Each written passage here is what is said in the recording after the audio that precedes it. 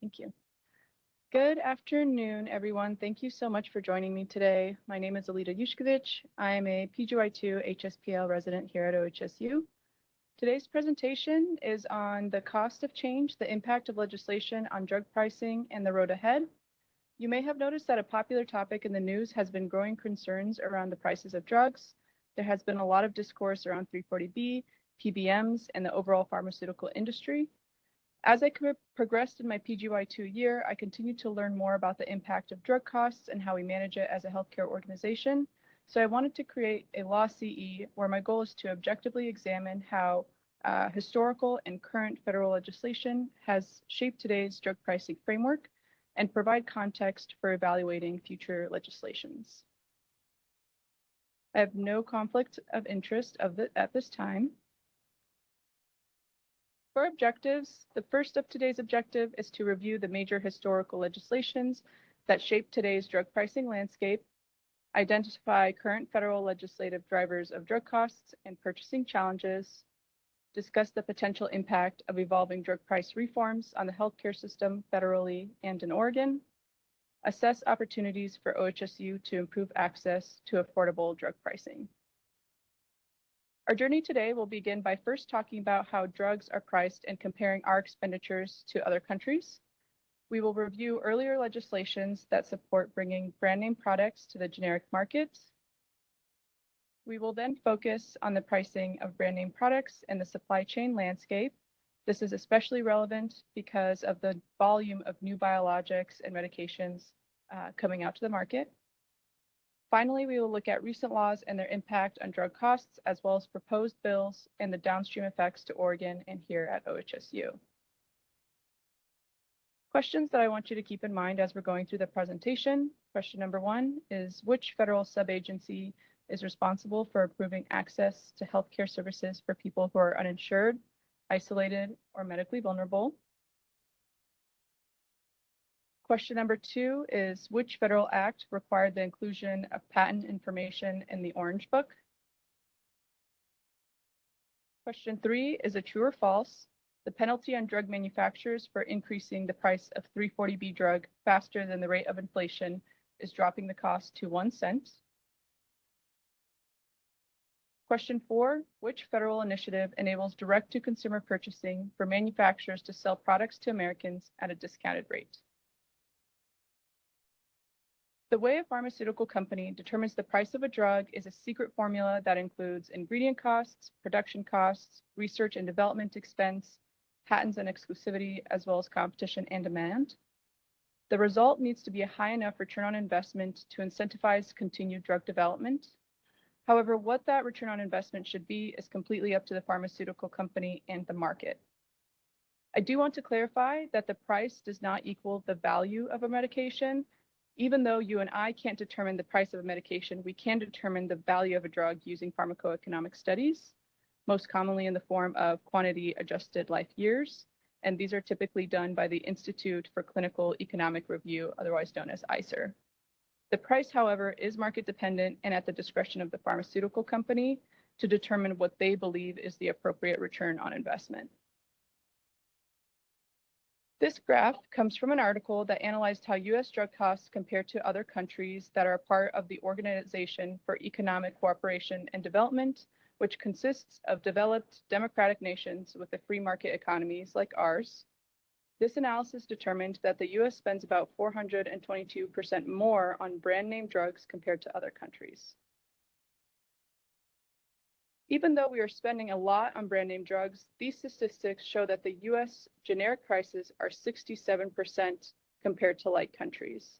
Additionally, the U.S. prescription volume is made up of 90% generic brand versus 41% of volume in other countries. When these contrasting percents are combined, our drug prices are 278% of the overall U.S. drug spend compared to other countries. Put another way, prices in other countries are about 36% of those in the US. What we can conclude is that while brand names only make up 10% of drug volume, it dominates US drug spend. So more recent legislation really focuses on regulating the pricing of brand name originator drugs rather than bringing brand name drugs to the generic market.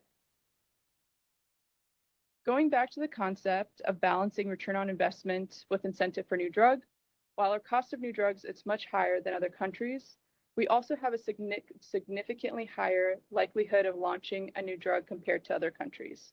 So it seems that pharmaceutical companies are generally making enough of a return on investment to continue creating new drugs.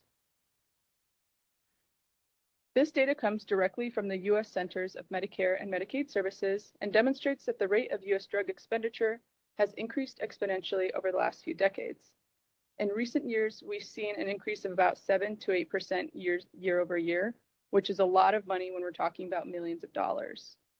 As a contrast, I find this graph very interesting because it shows the percent increase of the drug expenditure compared to the previous decade.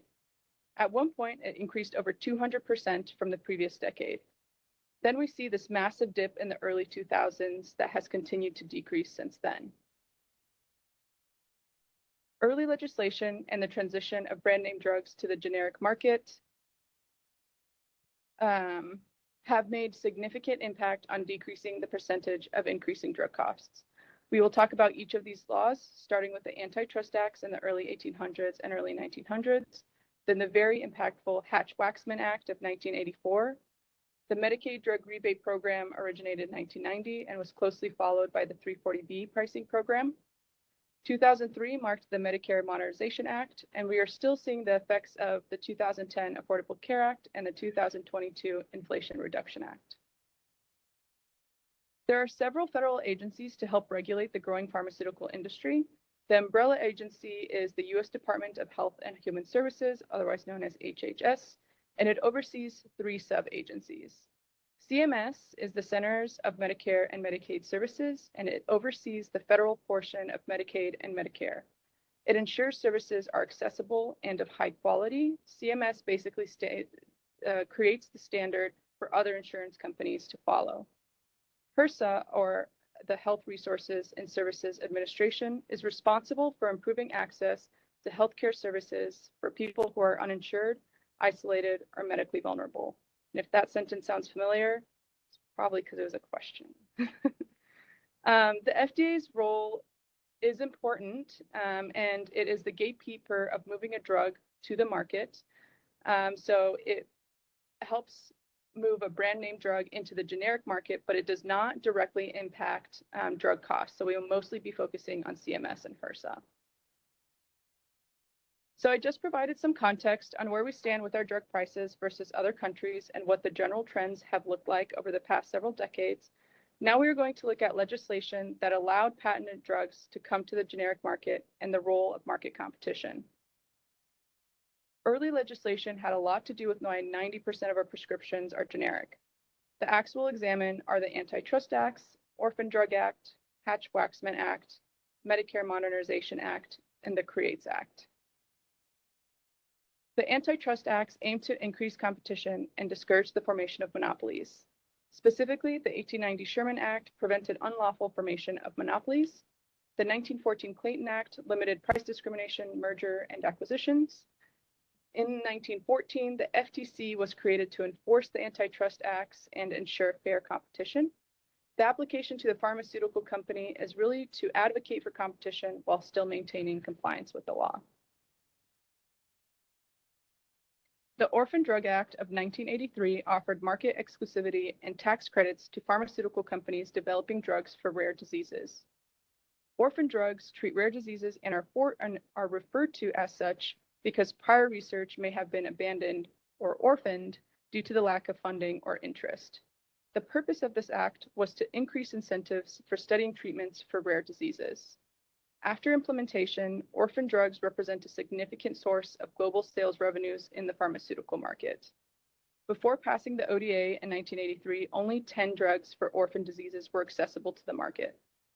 As of 2023, over 6,000 drugs have an ODA designation.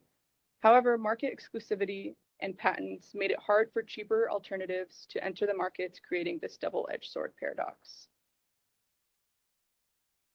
The Hatch-Waxman Act was very impactful because it allowed generic manufacturers to start working on a generic version of a patented drug at any point as long as it complies with the FDA.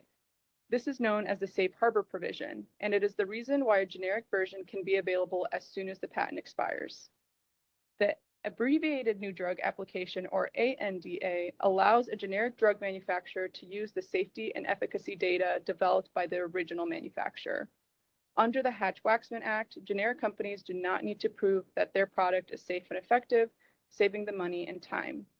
Instead, the generic manufacturers must show that its product is bioequivalent or the same in all other relevant aspects to the branded product. The Orange Book also plays a role in the resolution of patent disputes. It requires that each new drug is to list patents that could be infringed on if a generic drug were marketed before the expiration of these patents. The Medicare Modernization Act of 2003 established Medicare Part D. It also created a framework where the FTC reviews pharmaceutical patent settlements for reverse payments, or this is where a manufacturer can pay to delay generic drug market entry. Additionally, it included a non-interference clause that further promoted competition by prohibiting the federal government from negotiating Part D drug prices and prohibited it from creating a uniform formulary.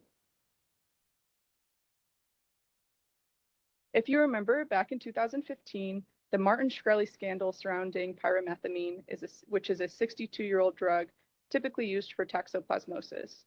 Shkreli's company bought the branded medication and increased the price over 5,000% overnight. At the time, he claimed that the increase was a reflection of the market and necessary to fund further research. This case is a really good example of drug price increases and how it tested the law. This case describes how the pharmaceutical company still follows the general rule of economics, where the supply and demand set the price at the equilibrium point. In the case with pyrimethamine, Shkreli argues that both a high enough demand and a low enough market supply justified increasing the price significantly because that is what he would do with any other business. So if you remember, or if you don't remember, do we think that the pyrimethamine price gouging case was legal or illegal at the time?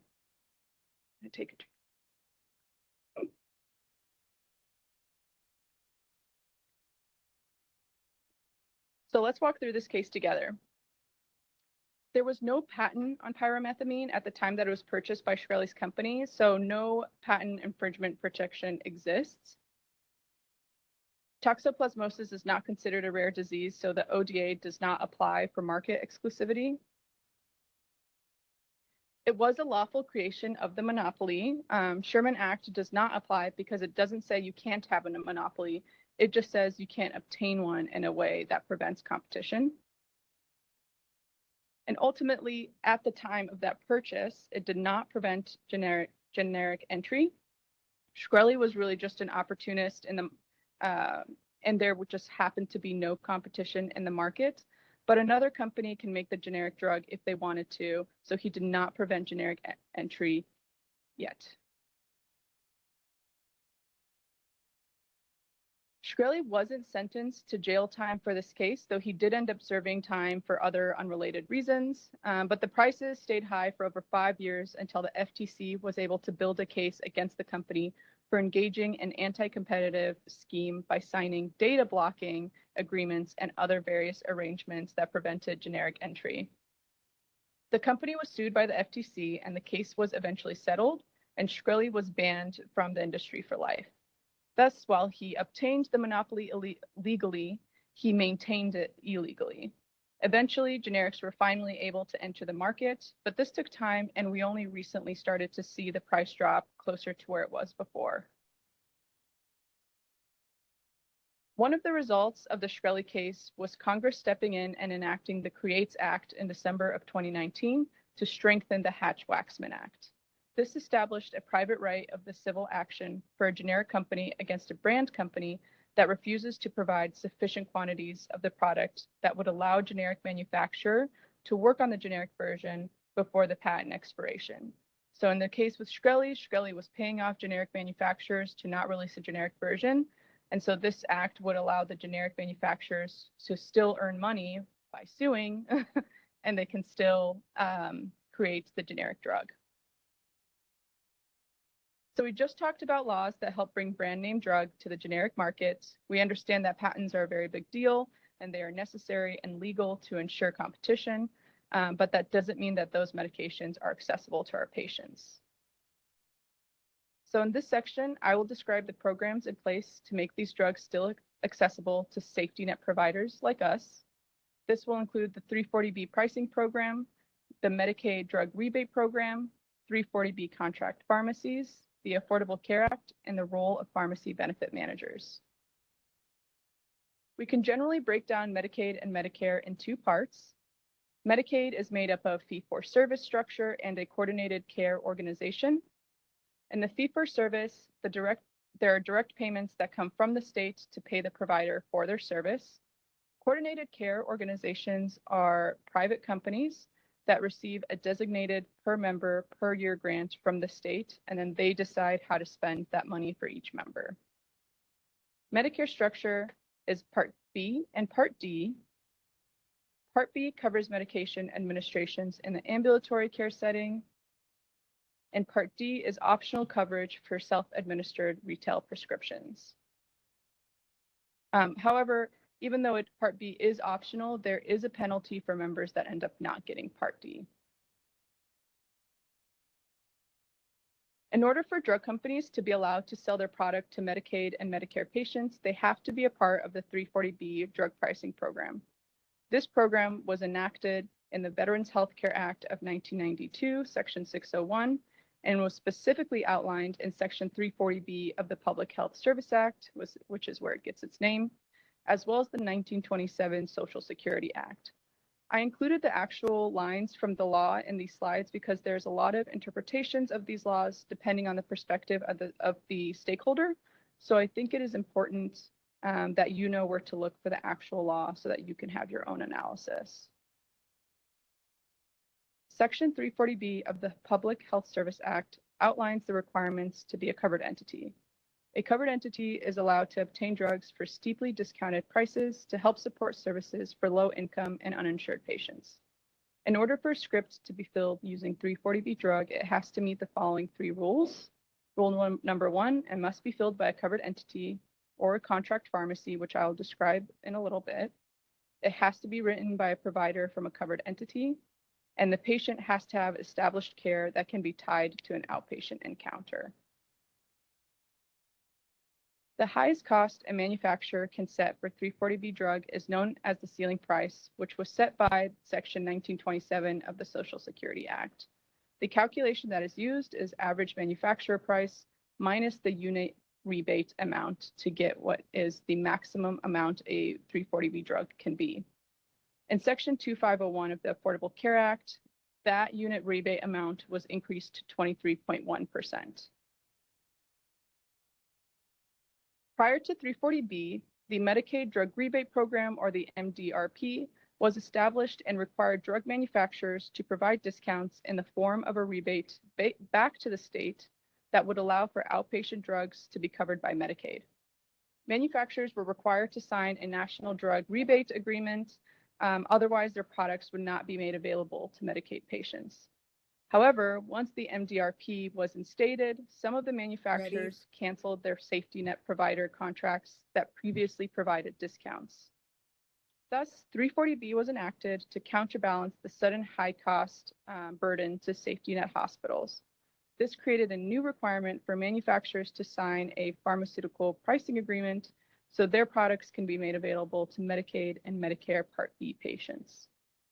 The deal is that both programs provide discounts to support the underserved population, and either these manufacturers agree to provide steep discounts to safety net entities or they lose out on an entire market. However, it is illegal to double dip on discounts, so 340B covered entities must choose whether they will carve in or carve out Medicaid patients, meaning covered entities may either receive 340B pricing on Medicaid patients or the rebate, but not both. Another critical aspect of the 340B program is that it also declared that a covered entity that does not have its own pharmacy can contract out the prescription. These contract pharmacies serve as an extension of the 340B covered entity to ensure medication access. The intention is for it to be used in hospitals that do not have an in-house pharmacy, insurance plans that limit the patient to a specific pharmacy, access to specialty pharmacies, pharmacies that do not have access to high-cost drugs, and of course, accounting for patient choice. Generally, a covered entity is with contract pharmacies uses a ship-to, bill-to procedure. The covered entity purchased the drug at a 340B price from the manufacturer or wholesaler, who then ships the medication to the contract pharmacy, and the covered entity collects the reimbursement from the payer. It is easy to see how a hospital or pharmacy benefits from 340B pricing. They are able to greatly increase their margins on internal prescriptions by increasing the prescription capture, and they use that revenue to help finance other services. Manufacturers benefit because they have the ability to sell their drugs to Medicaid and Medicare patients, so they either agree to earn less or nothing at all on this population. Insurers don't know which scripts are being filled with 340B drug or not, so they reimburse based on an established contract with the hospital or pharmacy. Their return is that patients benefit from medication access and are hospitalized less often, so in a way they are investing in this program to decrease their overall spending per patient. Finally, contract pharmacies receive a small fee for servicing our patients, and we are able to use 340B drug for our patients to help fund services to our vulnerable populations. The Patient Protection and Affordable Care Act of 2010 strengthened the 340B program. The Medicaid drug rebate program increased that unit rebate amount, as I mentioned. It also added an additional rebate to adjust for inflation, and it extended those rebates to Medicaid CCO, so it didn't just have to go back to the state. It extended eligibility for 340B discounts to children's hospitals, cancer hospitals, and critical access and rural hospitals. It also required a branded prescription drug fee where manufacturers had to pay a fee to the government for the right to sell to government programs. It also enacted the Biologics Price Competition and Innovation Act, which is the section of the Affordable Care Act, which is pretty similar to the Hatch-Waxman Act, but was specific to bringing name brand biologics to the generic market. One of the main ways that HRSA holds drug companies accountable for ensuring 340B prices are available is through the penny pricing policy.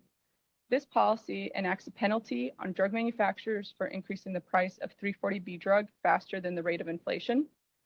So for the drug manufacturer penalty, they are required to drop the cost to 1 cent for a predetermined period of time to make up for any rapid price increase. And this sale basically is available to all 340B covered entities. One additional important player in driving drug costs are pharmacy benefit managers, or PBMs. The Employee Retirement Income Security Act of 1974 legally considered PBMs as fiduciaries, meaning they are able to handle money in the transaction between payers, manufacturers, and healthcare systems. There are 3 big players in this realm that manage almost 80% of prescription drug claims. Trying to understand the drug supply chain and the transformation of costs and payments can feel a little bit like this. It can be quite complex to visualize how all these pieces interact and what the actual cost of medications is. So I want to walk through it a little bit more. There's a saying in journalism, if the story doesn't make sense, follow the money. So we will map out the journey of cash to get a bird's eye view of this entire process. First, let's define the players. A wholesaler is an intermediary between manufacturers and customers, who are hospitals and pharmacies in this case. A wholesale acquisition cost, otherwise known as the WAC cost, is a list price set by manufacturers before the discount. Group purchasing organizations, or a GPO, is an entity that leverages group purchasing power to negotiate greater discounts for members. 340B significantly reduced prices available to covered entities. And independent contracts also exist that can be sub-WAC or sub-340B, and these are individually negotiated by the healthcare system directly with the manufacturer. So the first one is easy. Let's just look through on what product movement looks like.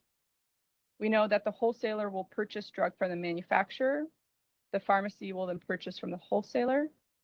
The third-party payer will then reimburse the pharmacy. The patient pays a copay to the pharmacy and pays a premium to the third-party payer. We know the list price of a medication, otherwise known as the WAC price, right? This is what shows up on their website or in Lexicomp when you search the drug. This price is not a secret, and it is what is advertised by the manufacturer. But paying WAC is like paying MSRP on a car, at least pre-COVID. And we know that no one pays MSRP on a car, otherwise you got a bad deal. So how do pharmacies get better deals than MSRP? This is where PBMs are introduced. The PBM works directly with the manufacturer to create relationships where they are giving rebates, and then the PBM passes down those discounts in the form of contract relationships to the pharmacy and the insurers. If we go back to the car purchasing analogy, the PBM creates relationships with manufacturers on behalf of its clients, which are the payers. For example, the PBM will tell the insurance that they will provide a discount on a car, but only if they buy Hondas, for example. And this is what effectively creates an insurance's drug formulary. However, at this point, PBMs are not required to disclose what these rebates from the manufacturer are, so there are growing concerns that PBMs are participating in what's known as spread pricing, where they are generating more revenue than determined in their contracts on each of these transactions. And if you recall, earlier I mentioned that there are 3 big players in the PBM realm, which essentially creates an oligopoly and a lot of control over prescription claims in the US. Pharmacies also get direct discounts on drugs through participation in a GPO. These contract relationships are a bit different because it is a direct relationship with the pharmacy and the wholesaler. GPOs create purchasing power. As a member of the GPO, you're contracted to buy from a certain manufacturers, which grants you basically group discounts. This is kind of like being in a Subaru meetup group. If you promise to buy Subaru with all your friends, and then you and all of your friends will get discounts on Subarus at the dealership.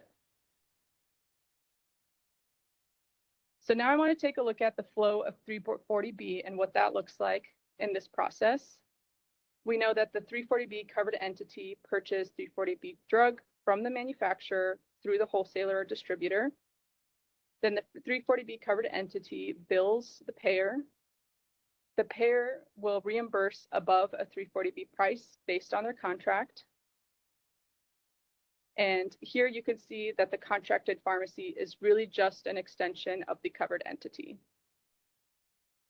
I think this is a good example of what the actual dollar amount looks like, even though it is oversimplified. But the 340B price of a drug, let's say, is $70.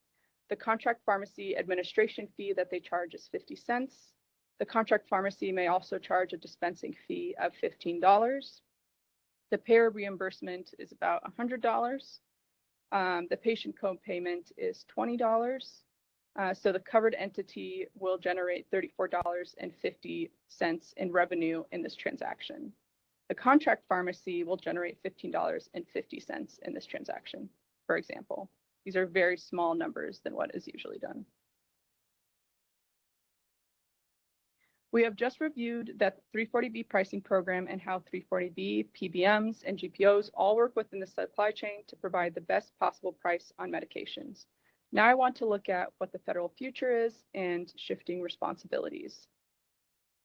In this section, we will review the Inflation Reduction Act, Drug Pricing Transparency for Consumers Act, Pharmacy Benefit Manager Transparency Act, the Most Favored Nation Pricing Model, the HRSA 340B Rebate Model Pilot Program, which is a mouthful, and the One Big Beautiful Bill. For a quick government review, a bill is a suggested or proposed law. A law is a bill that is passed by a legislative body, and it can take years to take full effect. An executive order is a directive from the president on the internal operations of the federal government. Manufacturer policy are rules set forth by manufacturers. It is not a law, and it can actually oppose regulation. So the Inflation Reduction Act of 2022 is a law. It introduced Medicare inflation-based drug rebates. which reinforced a precedent set by the ACA in that manufacturers are required to add rebates to adjust for inflation in order to continue selling their drugs through Medicare. The Medicare Drug Price Negotiation Program requires the government to negotiate maximum fair prices directly with drug manufacturers. It targets drugs with the highest Medicare spend. It will start with 10 high-cost drugs that do not have a biosimilar or generic competition in 2026. The Drug Price Transparency for Consumers Act of 2023 is a bill that aims to amend the Social Security Act to require direct-to-consumer advertisements to include disclosure of pricing information. So at the end of these commercials where people are jumping around all happy and then it lists all the side effects and contraindications and effectiveness really quickly, they will also have to clearly state the WAC price for a 30-day supply. The only exception for this is drugs or biologics with a WAC 30-day supply price of less than $35, which I really don't think is a lot of them.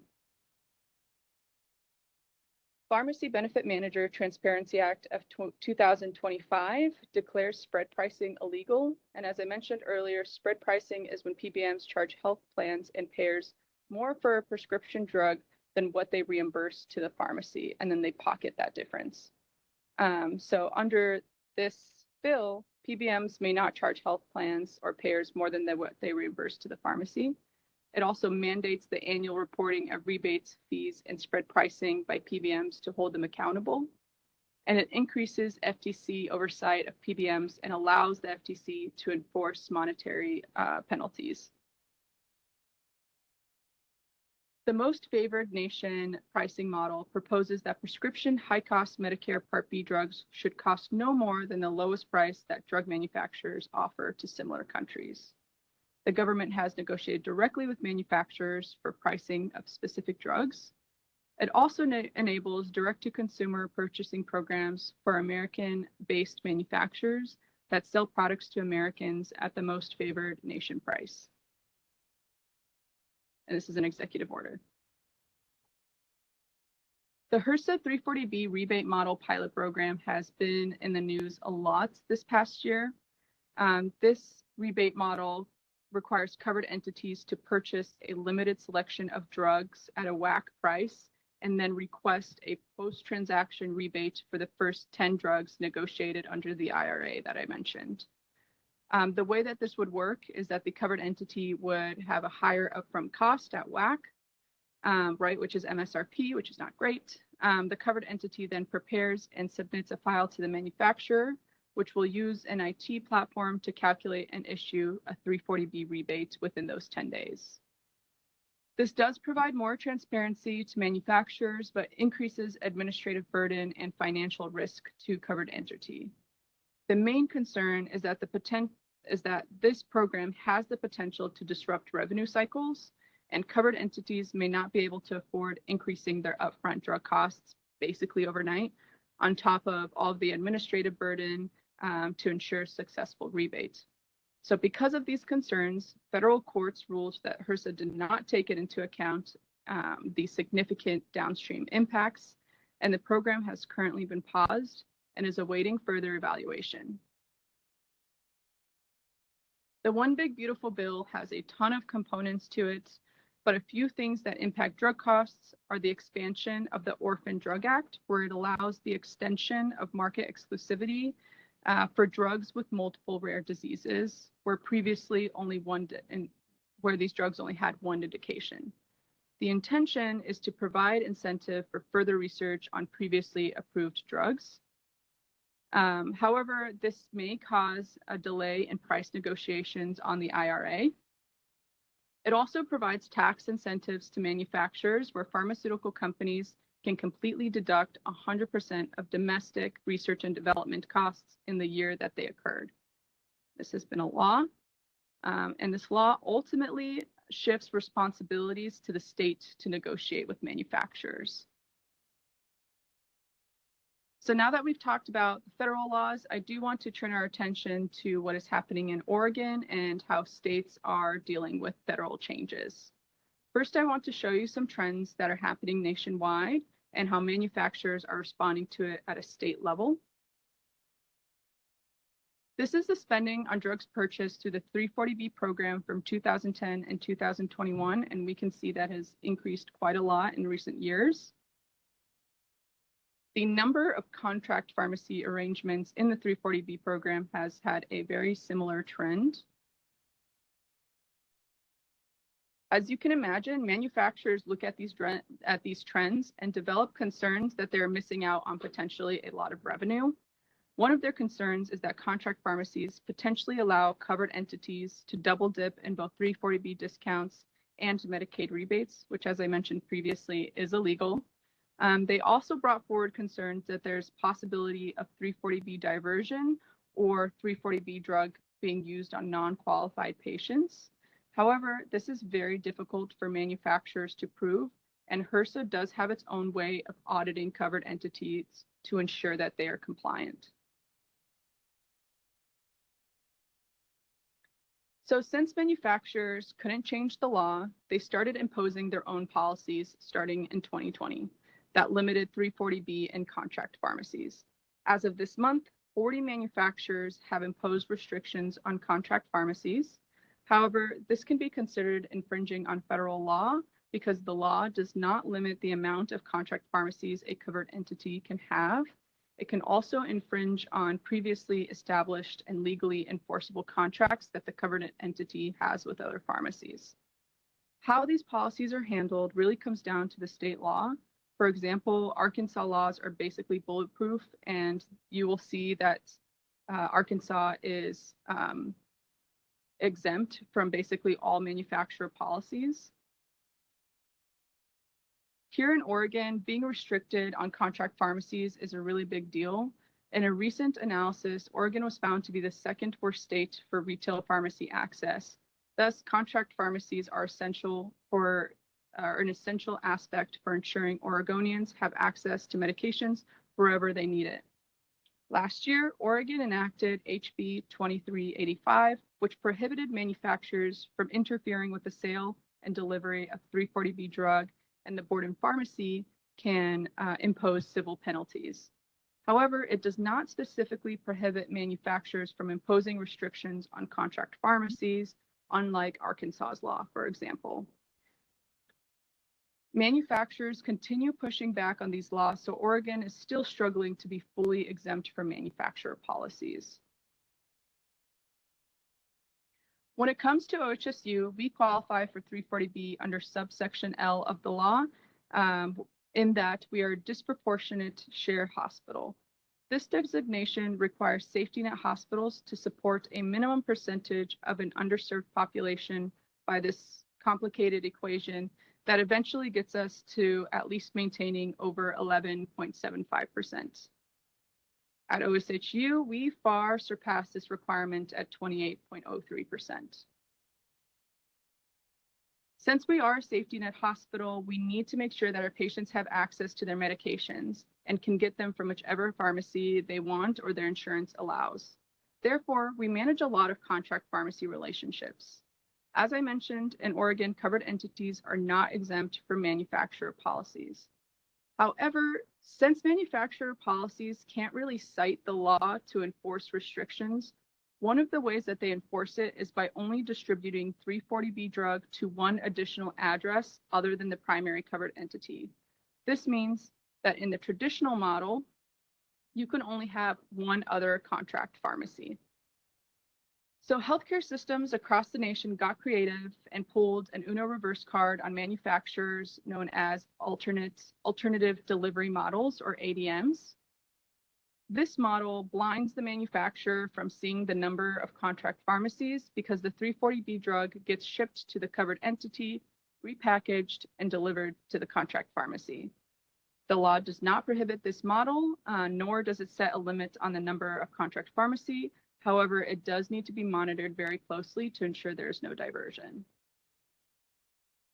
I do want to emphasize one important thing with the alternative delivery model is that at no point are drugs being sold to another contract pharmacy. That's a very important distinction.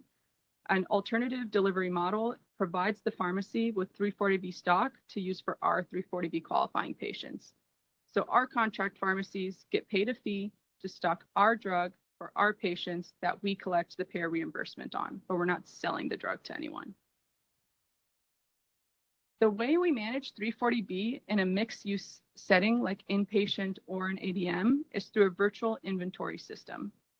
340B software basically monitors for 340B qualifying scripts, and once it is dispensed to the patient, it counts accumulations towards being able to buy a full product. I think of this as retrospectively earning credits to be able to use towards 340B purchasing, which helps prevent diversion. Or also like one of those cards you get where if you get 10 punches, you get a free coffee. Kind of similar to that, except it's all done retrospectively. Besides 340B reform, one of the other ways Oregon controls drug pricing is by requiring transparency from manufacturers. The Oregon's Prescription Drug Price Transparency Act requires drug manufacturers to report to the state the price of a 1-month supply that exceeds the threshold on prescription drugs. This gives the state the ability to access detailed pricing and cost data, so they get to have a lot more information than just the WAC price, or they at least get information on why the WAC price is what it is. It also requires manufacturers to provide justifications on price increase. So it's not that they can't increase the price, but if they do, they have to tell us why. And it also allows them to make general cost information available to the public to help increase negotiation power. The thresholds for this is $950 per 30-day supply for a drug introduced after January 1st of 2025, and $650 per 30-day supply for drugs introduced before January 1st, 2025. OHSU specifically is able to have better drug pricing transparency through the creation of our own PBM. OHSU having its own PBM, its own payers, and its own pharmacies can be thought of as similar to the idea of a vertical integration system or supply chain system. OHSU PBM negotiates with its own contracts for its clients, which is OHSU and HMC employee plan and the OHSU Medicaid plan. It allows us to manage our own formulary and medication utilization with pricing transparency. For example, where I talked about how PBM would require you to only buy Hondas, we get to choose what car we want because of this. It also allows for cost controlling for our clients and allows them to offer favorable premiums and member cost sharing. Finally, I do want to touch base on what OHSU is doing in regard to the 340B rebate pilot program. Even though it's currently on pause, OHSU will continue to take precautions and find ways to be less reliant on 340B. If the hold is lifted, the implementation of this program can have significant direct impacts at OHSU as well. While 10 drugs and a 10-day delay might not seem like a lot, the impact of upfront discounts to post-transactional discounts is substantial to the revenue cycle. Potentially, it can lead to smaller entities being unable to purchase the drug, which will put greater financial burden on bigger entities like OHSU to support high-cost drugs, and it can lead to disrupting patients' access to medications. Ultimately, OHSU has heavily participated in state advocacy to continue pursuing state laws that uphold 340B. So in the new year, new drugs and new rules, here's what to look out for in 2026. You might hear lawmakers referencing the antitrust acts to support arguments for minimizing increases in drug prices. That's what happened in Martin Shkreli. Drug manufacturers are utilizing that Orphan Drug Act to maintain market exclusivity, especially with the expansion of having multiple indications per drug instead of just one. The IRA continues to roll out the Medicare Drug Negotiation Program, which can impact our pharmacies here, because it basically says that that Medicare has a cap at how much they will reimburse a drug. It doesn't make the drug necessarily cheaper for us in the short term. 340B reform and how states respond to manufacturer policies will continue to be a discussion. Drug pricing transparency requirements is always something that comes up, as well as looking out for Oregon state decisions impacting drug pricing and OHSU continued advocacy for supportive state legislation. Coming back to our questions, question 1, which federal subagency is responsible for improving access to healthcare services for people who are uninsured, isolated, or medically vulnerable?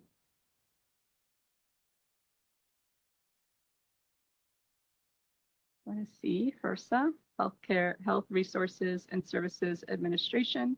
I do want to mention Centers for Medicare and Medicaid Services is really what sets the standard for insurances, but it is not the one that is responsible for people who are uninsured. Which federal act required the inclusion of patent information in the Orange Book? This was the Hatch-Waxman Act. Yeah. Sometimes I've noticed the different colors of books show up on board exams a lot, so I wanted to include this. True or false, the penalty on drug manufacturers for increasing the price of a 340B drug faster than the rate of inflation is dropping the cost to 1 cent. That's true. Question 4, which federal initiative enables direct-to-consumer purchasing for manufacturers to sell products to Americans at a discounted rate?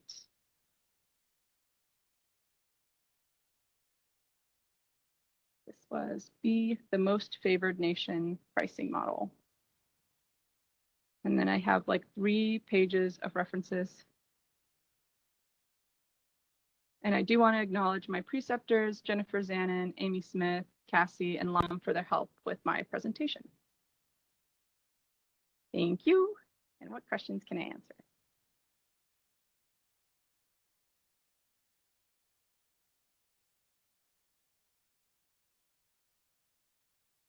Yes.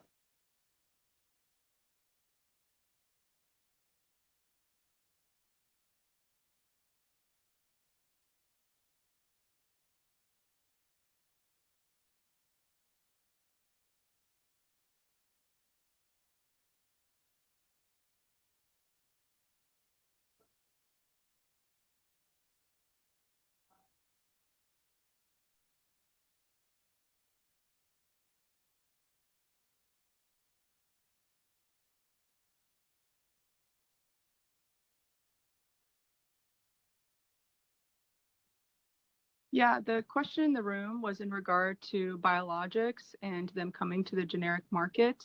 And as biologics enter the generic market, is there a number of them that enter the market? And does the price of generics, what is the reason for the price of generics still remaining high? Is that a good summary?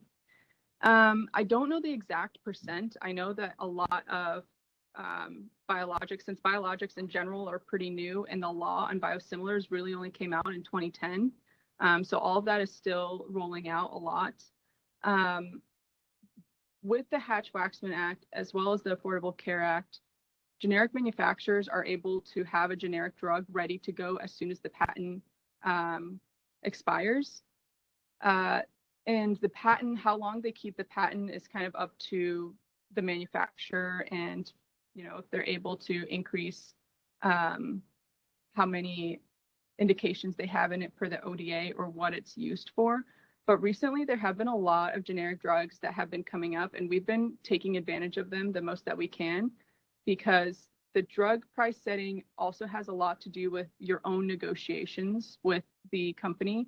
So while their WAC price is really high, a healthcare organization might have a better negotiation power with a different drug company where they want to use a specific manufacturer instead of the branded product, or the opposite is true where they require to use the branded product. That's why you see a lot of requirements on what biologic a patient is able to use if there's multiple things that are out. I can't say the name brands, but for example, like semaglutide that has a generic version and a name brand version. Some insurance companies will be able to cover it under the name brand, but not the generic, and the opposite. And it's because of those relationships, either through the PBM or with the wholesaler itself. But the WAC price is really just based off of market competition. And so it depends on how many new biosimilars come out. So with GLP-1s, as like semaglutide is coming out with a bunch of new biosimilars, we'll see that price drop, and maybe the other ones will increase. But a lot of it really just has to do with economics and what everybody else is doing. But I don't know the exact percentage, but hopefully a lot. Is there anything in the chat?